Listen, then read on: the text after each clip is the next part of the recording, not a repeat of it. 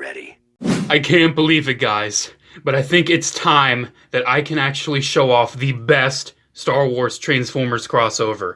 I don't think any figure is better than this. I think this is actually the best one. I I got this very recently from my brother. He found it for me for a very good price. Didn't come with the gun, but who cares? And it is just, I think it's the best one, and it's a clone. What do we have? We have the Clone Wars Y-Wing. And yes, it is very small. It's definitely one of these smaller Star Wars Transformers crossovers, but don't let that fool you. I believe this is the best one Hasbro ever produced, ever. I don't think anything is better than this. How big is it? I would say it's ever so slightly larger than like a Scout Commander class figure. Here it is with Commander class TF Prime Optimus from Cyberverse. Really just want an excuse to talk about how good this thing is. It's so underrated. I love this figure. But anyways, it's a very small vehicle. Here it is with a 3¼ inch figure of a very kind of similar design. And you can see, yeah, man, it's very, very small. It's a very small vehicle. This is actually the first time I've ever owned a Y-Wing anything ever. I've never had a figure vehicle. I've never had a Lego set. I've never had a little ship. This is the first Y-Wing I've ever owned. And it's mostly because I'm not too big of a fan of the Y-Wing. Something about it, I'm just not too keen on it. But hey, I really love this figure and this vehicle mode. Just looking at this thing. Ah, man. You got the little cockpit there, the little bubble turret. You have kind of a little astromech droid sort of detail right there. And this thing's really small, too. Remember that. The yellow stripes are really nice. The yellow looks really good. The big fuel tanks look nice. And then on the underside, you can barely tell it turns into anything. And you may be wondering, how is this the best if you can barely tell it's going to turn into a robot? You'll just have to wait and see. So, I think it's pretty much it with the vehicle, man. There isn't too much to talk about. Here's a comparison with normal-sized Star Wars Transformer crossover. I don't know if he's yellowing or if he's really dirty. I should probably clean him up. Yeah, as you can see, he's very small. So let's just transform him. This is very, very interesting. First thing I want to do is untab the fuselage like that and pull... Oh, that's actually the first time that's ever happened. And pull that out, move it up. Then untab fuselage. I don't think that's how you say that. And then you just have these, move them down. You can guess what those are going to become. And then, back here, fold in the landing gear. And then all this flips down. And then you split open the front of the vehicle. Oh, man, look at that. Ooh, man. You can tell it's already pretty much done. Then you flip down the feet. There's the feet right there. And then you flip out the arms, then flip out the hand, because yes, he even has actual nice hands. He has hands, people.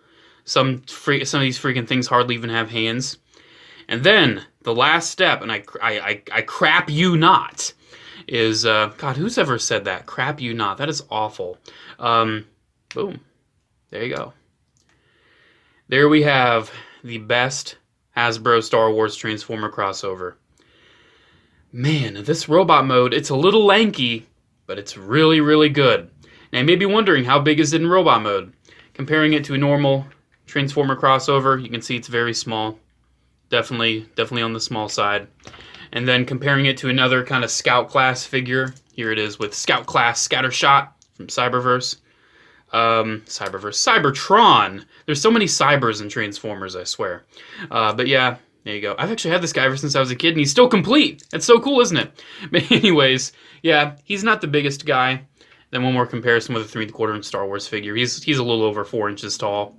Definitely not the biggest figure. But yeah, let's take a look at some of his newly revealed details. Mostly that head sculpt. That head sculpt's actually really nice looking. I love the detail on it. I love the little tubes on the side, and I love the yellow chin and the yellow on the head. You can tell it's a clone. It kind of has a little bit of a... It's kind of a mix of Phase 1 and Phase 2, honestly, in that head sculpt. You can tell they just said, just make a clone pilot head sculpt, don't really base it on anything. And that's what they did, and I think it actually looks really nice. The arms, they don't really have too much new detail, but you do see a little bit of black paint on the hand for the fingers. I appreciate that. The thighs, I got mine used, so I think some of the parts are yellowing just a little bit, but I don't really care. It's looking good, man. The feet, you can see it has a little bit of riveting right there where the feet come down. And he has nice big feet, too, and he actually has some posability in there. We'll get to posability here soon because it's very good. But yeah, man, this thing's really nice. One feature that I can't really figure out, it has this little panel down here. Maybe it's for the weapon that didn't come with.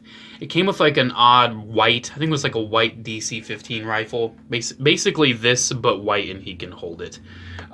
This just flips down. I don't know why. I mean, you can kind of put that into the body if you want. Doesn't really matter. The only bit of kibble he has is this back plate, and honestly, it's actually very appealing looking. I actually really enjoy looking at that. Kind of gives him a little bit of dimension where he usually doesn't really have it. Feel free to make as many cockpit jokes as you want. But anyways, let's go on to articulation, because this thing's actually really good. So the head can swivel. You have a swivel at the head, so that's really nice. You saw the shoulders are on ball joints. They only move out about that far, but they do go all the way. He does have a hinge. He actually has 2 hinges at the elbow. The hinge inward for transformation goes in all of the way, of course, because it's transformation. But the hinge forward only goes about that much. It doesn't really go too much. Definitely the weakest point of articulation on him. But because of that inward joint, this figure can actually, and I'm going to display him like this probably, he actually has one of the best arms crossed poses I've ever seen on a transforming robot. That actually just looks really good. I think he looks nice with his arms crossed, especially since his torso doesn't have too much detail going on. Yeah, I love his arms crossed. That looks really nice. His hip skirts can move out to the side. I actually do like the look of that hip skirt. It gives him some dimension. His legs can kick forward all of the way. They don't really move out too much, but they can a little bit, and then you can swivel them there for transformation. You have one joint there at the knee, and then you kind of have another knee joint. It kind of gets you pretty good range there, so you can kind of have him stepping out. You see stepping out. And then you can move the ankle forward, so you can have that kind of range. So yeah, I mean, he's pretty posable too. I mean, he's not the most posable. I think there's probably more posable Star Wars Transformers crossovers out there. But when it comes to the transformation, the cleanness, the proportion, and the design, I think this is the best one.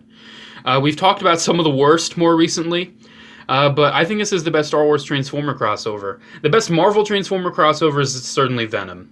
The Venom/Carnage, definitely the best one. But this is really good, man. I love this figure, and I highly recommend it. Even if you just want to get one, but you don't want it to be a thing that's actually garbage, get this, man. I didn't see any eBay listings on this figure, so it's not the easiest to come by. I don't know if you remember my little Anakin I reviewed, the Anakin Starfighter. I think that was kind of from the same line as this, but except the Anakin's only like that tall. I don't know. I didn't get him out to show because I didn't feel like it. Yeah, I mean, there we go. That's Star Wars Transformer crossover Clone Pilot into Y-Wing. Oh, I love this thing. Highly, highly recommend it. Here, one more comparison with the... I just got the Engineer out because he's way more yellow, and I think that works better. Yeah, I mean, there we go. I love this thing. Highly recommend it. Go get it. Best Transformer Star Wars crossover out there, in my opinion. It looks great. I love it. It's my favorite. I can't stop transforming it. Let me transform it one more time, okay? Just one more time. I'm not trying to get this video to 10 minutes, I swear. I just want to show you how quick this transformation is if you know how to do it, because I have done it so many times because I love this figure so much. It's just such a nice transformation, man, and it goes together so quickly and so well. Hardest part right here is lining up the arms with the legs. As you can see, it's a little tricky.